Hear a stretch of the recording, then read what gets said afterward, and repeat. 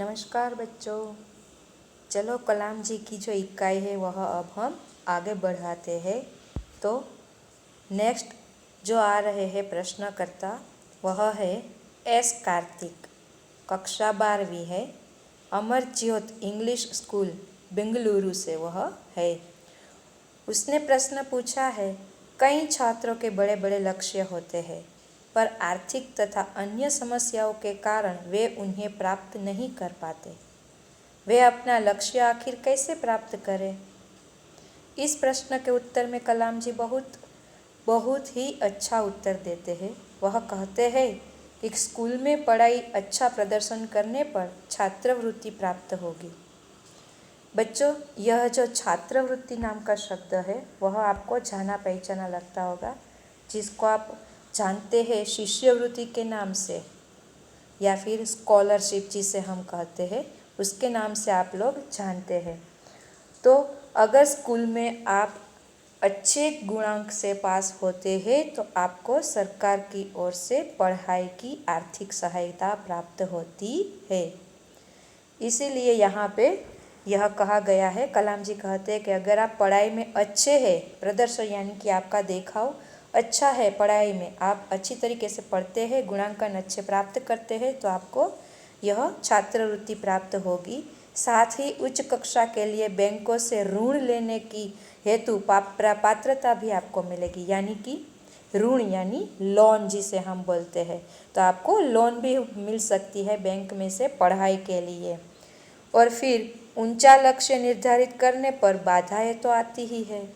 यह सबसे बड़ी बात है बच्चों कि आपका लक्ष्य जितना ही बड़ा हो तो बाधाएं उतनी बड़ी होगी, बाधाएं कभी कम नहीं होगी। इसलिए बीच में रुकना नहीं है, ऐसे ही आगे बढ़ते जाना है। क्या आपको लगता है कि जो भी महान व्यक्तियाँ बनी हैं उनके जीवन में कभी कोई बाधाएं नहीं आई होगी और ऐसे ही बड़े महान व्यक्ति बन गए होंगे? नहीं ना।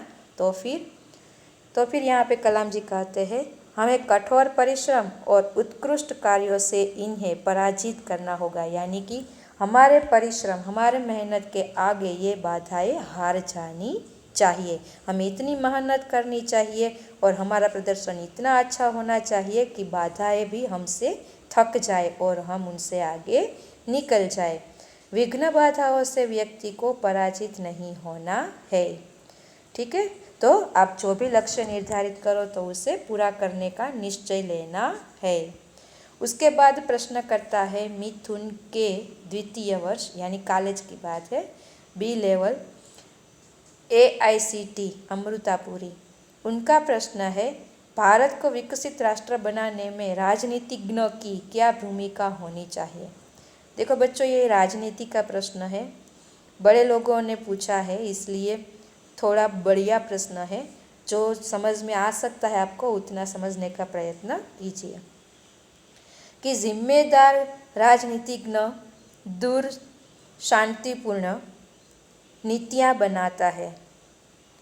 बहुत ही बढ़िया बात यहाँ पे कही है कलाम जी ने कि जो अच्छा राजनीतिज्ञ है यानी कि जो देश का भला चाहता है वह राजनेता क्या करता है, तो दूर की सोचता है कि मैं यहाँ पे इस वक्त जो भी योजनाएं कर रहा हूँ या इस वक्त मेरी जो भी कार्यवाही है उसका परिणाम भविष्य में क्या होगा, यह सोचकर ही आगे बढ़ना चाहिए। वह सच्चा राजनीतिज्ञ होता है। जैसे कि महात्मा गांधी ने निष्ठा के राजनीतिक सिद्धांत पर सत्य और अहिंसा तथा निस्वार्थ भावना से ढालते हुए ब्रिटिश शासन के विरुद्ध अपनी लड़ाई छेड़ दी थी। तो ये लड़ाई उसने जो छेड़ी थी तो हमें पता भी है कि उसका परिणाम क्या आया था कि मैं इस वक्त यह लड़ाई कर रहा हूँ। देखो, जब वह अफ्रीका से आए थे 1915 में, तब से उसने लड़ाई शुरू की। तो उसे पता था कि मैं शुरू करूँगा तो धीरे धीरे ही मैं आगे बढ़ सकता हूँ, एक साथ तो कुछ नहीं हो सकता है। वह अनीति सहन नहीं कर पा रहे थे, इसीलिए उसकी जो दूरदर्शिता थी यानी कि भविष्य में लंबे समय के बाद इसका क्या परिणाम आएगा वह देखने की जो उसकी सोच थी वह रंग लाती है। तो यहाँ पे भी कलाम जी कहते हैं कि ऐसा ही हमें करना चाहिए। वर्तमान राजनीतिज्ञों के अपने कठिन परिश्रम, उत्कृष्टता और पारदर्शी कार्यों से मार्गदर्शन देना होगा। यानी कि यहाँ हमारे जो भी राजनेताएं हैं उन सबको कठिन परिश्रम करना होगा, यानी कि बहुत मेहनत करनी होगी और सबसे अच्छे से अच्छा, उत्कृष्ट, अच्छे से अच्छा और पारदर्शी यानी कि ट्रांसपेरेंसी, यानी कि जो जैसा है वैसा ही कार्य करे और उसका मार्गदर्शन भी देना होगा कि अगर हम ऐसा करेंगे तो ऐसा ऐसा होगा, यानी कि हम सबको उसका लेखा जोखा बताना होगा, जो इस वक्त शायद हो भी रहा है। साथ ही गरीबी रेखा से नीचे रह रहे लगभग 26 करोड़ भारतीयों के उत्थान के लिए, यानी कि उसके अच्छे कार्यों के लिए, उसका भविष्य अच्छा करने के लिए भी कार्य करना होगा। यानी कि जो गरीबी रेखा के नीचे जीवित है, सब लोग गरीब है, उसको ऊंचा लाने के लिए हमें यह सब करना होगा। यह कार्य राजनीतिज्ञों का है, यह कलाम जी कहते हैं। अब आगे का प्रश्न है कि प्रश्न करता है सी नंदिता सुबी, तृतीय वर्ष, MGR इंस्टीट्यूट चेन्नई। रक्षा की दृष्टि से विजन 2020 का लक्ष्य पाने में महिलाओं की क्या भूमिका हो सकती है? बच्चों, बहुत बढ़िया प्रश्न, क्योंकि हम एक महिला है तो हमें यह प्रश्न बहुत पसंद है। आगे भी हम महिलाओं के बारे में बहुत कुछ कह चुके हैं। तीसरी इकाई में सुनीता विलियम्स की इकाई जब आई थी तब की बात है, तो इसमें भी हम महिलाओं के बारे में कुछ कहना चाहेंगे, लेकिन पहले हम कलाम जी का उत्तर जान लेते हैं कि वह क्या कहते हैं। वह कहते हैं कि विजन 2020 में रक्षा अनुप्रयोग के क्षेत्र की महत्वपूर्ण प्रौद्योगिकियों के विकास पर विचार किया गया है। यानी कि जो भी प्रायोगिक कार्य है उसी सभी पर विचार किया गया है। राष्ट्रीय सुरक्षा की बात भी विजन 2020 का एक अभिन्न अंग है। राष्ट्रीय सुरक्षा जो इस वक्त एकदम से उसके ऊपर काम हो रहा है, आपको पता ही होना चाहिए मैं किसके संदर्भ में बात कर रही हूँ। 8वीं कक्षा के छात्र है तो इतनी जानकारी तो आपके पास होनी ही चाहिए। सशस्त्र सेनाओं में नियुक्त के लिए पुरुष और महिला के आधार पर कोई भेदभाव नहीं किया जाता। इस वक्त आपको पता होगा कि किसी भी जगह भर्ती करते हैं, यानी कि चुनाव करते हैं, यानी कि जो भी पसंदगी करते हैं उस सभी क्षेत्रों में महिलाएं अपना योगदान दे सकती है। कहीं भी उसको नहीं लिया जाता है, वैसा नहीं है। उनके कारण इस वक्त एक भी क्षेत्र ऐसा नहीं है जिसमें महिलाएं अपना योगदान नहीं देती है। कोई भी दल ले लो, सशस्त्र सेनानी में नियुक्ति के लिए पुरुष और महिलाओं के आधार पर कोई भेदभाव नहीं किया जाता। तीनों सेनाओं में पर्याप्त महिला अधिकारी नियुक्त है। ये तीनों सेनाएं यानी कौन कौन सी, ये आपको मुझे बताना है। एक वायुदल में बता देती हूँ ताकि आपको हिंट मिल जाए, ठीक है। और दूसरा दो कौन सा है यह आपको बताना है।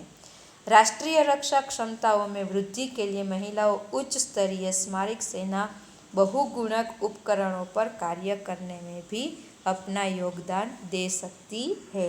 यानी कि कोई भी ऐसा क्षेत्र नहीं है जिसमें महिलाएं अपना योगदान नहीं दे सकती। आपको इस बारे में ज़्यादा मैं क्या बताऊँ, लेकिन अगर आप में से किसी बच्चों को कौन बनेगा करोड़पति देखने का कोई भी दिलचस्प हो तो उसमें बार बार आपको पता होगा कि महिलाएं अगर कोई आती है, मैं बुजुर्ग महिला आई थी एक बार, तो फिर यह सब है, यानी कि सुधामणि जी। यह सब महिलाओं के बारे में मैं एक एक को गिनाऊँ, किसकी बात करूँ। इतनी महिलाओं ने इतने इतने बड़े बड़े कार्य किए हैं, जैसे कि सबसे पहले बड़ा प्रधान बनी हुई हमारी इंदिरा गांधी जी, फिर IAS ऑफिसर हुई हमारी पहली किरण बेदी जी। ये सब महिलाओं, किस महिला की बात करूँ आपसे, तो महिलाएं कोई भी क्षेत्र में पीछे नहीं है। इसलिए कलाम जी कहते हैं कि वो भी पूरा योगदान देती ही है। उसके बाद के प्रश्न करता है, जोधपुर दौरे पर डॉक्टर कलाम से एक बच्चे द्वारा पूछा गया प्रश्न। जब वो जोधपुर दौरे पर यानी कि मुलाकात लेने जब वह गए थे तब की बात है। वहाँ पे एक बच्चे ने प्रश्न किया था, क्या हम अति विशिष्ट व्यक्तियों के दौरे पर हो रहे अनावश्यक खर्चे कम नहीं कर सकते?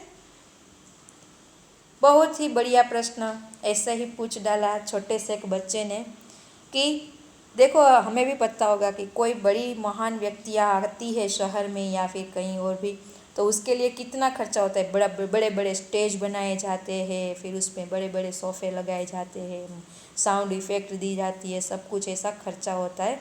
व्यक्ति आती है आधा घंटा घंटा, लेकिन उसके लिए खर्चा कितना होता है। तो फिर ये बच्चे ने ऐसे ही पूछ लिया कि जैसे ये बड़ी बड़ी व्यक्तियाँ आती है तो उसके लिए जो भी खर्चे होते हैं दौरे पे, यानी कि मुलाकात करने के लिए, देखने के लिए, जांच करने के लिए आते हैं, तो ये जो ऐसे ही फालतू खर्च हो रहे, ज़्यादा खर्च हो रहे, तो वो कम नहीं हो सकते या फिर बंद नहीं हो सकते। तब कलाम जी जवाब देते हैं, तुमने इस मंच पर एक बड़ी सी कुर्सी देखी होगी, यानी कि मैं जब आया था उनसे पहले बड़ी हस्ती आती है तब आपको पता होता है कि मंच पे कैसी कुर्सियाँ लगी होती है, तो एकदम बड़ी सी कुर्सी लगी होगी।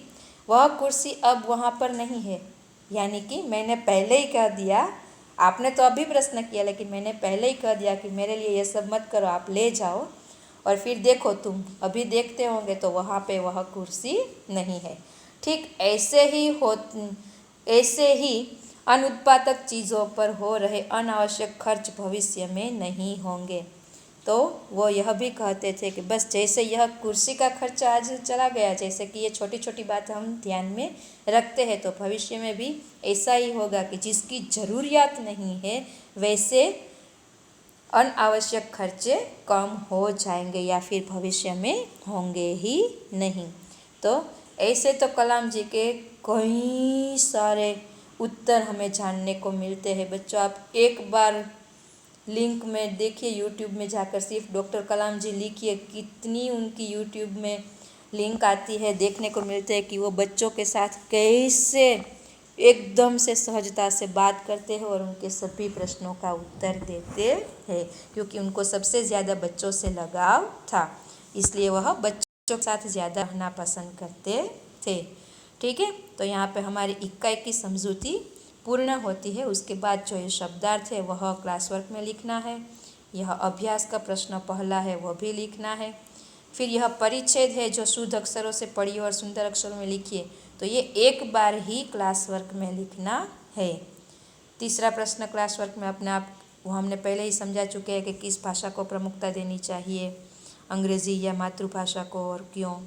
फिर उसके बाद का प्रश्न है कि अनुमान लगाओ कि तुम 2020 में हो, यानी कि 2020 में हो। अब अनुमान क्या लगाए, अब तो हम है ही ये तो जब किताब छपी थी तभी की बात है।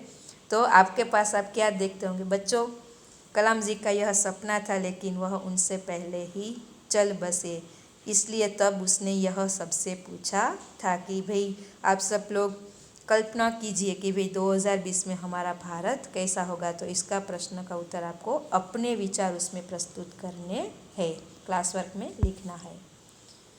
फिर स्वाध्याय लिखना है। स्वाध्याय का जो ये प्रश्न 3 है वह आपको निबंध बुक में लिखना है, और प्रश्न 4 भी आपको निबंध बुक में लिखना है। पहले हिंदी में लिखकर फिर अपनी मातृभाषा में उसका अनुवाद करना है। अब आती है भाषा सज्जता। यहाँ पे भाषा सज्जता का मुद्दा है सर्वनाम। सर्वनाम हम 7वीं कक्षा में बहुत अच्छी तरीके से पढ़ चुके हैं, फिर भी यहाँ पे हम याद दिला देते हैं कि सर्वनाम यानी क्या। हाँ, नाम के बदले जिस शब्द का प्रयोग किया जाता है उसे हम सर्वनाम कहते हैं।